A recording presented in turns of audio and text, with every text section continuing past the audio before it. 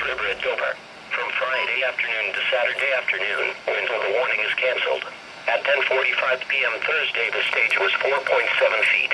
Flood stage is 5.0 feet. Forecast: the river is expected to rise to near 5.0 feet by early Friday afternoon and remain near 5.0 feet through Saturday morning. Impact: at 5.0 feet, people living along the Charles River should prepare for flooding of low-lying areas along the river.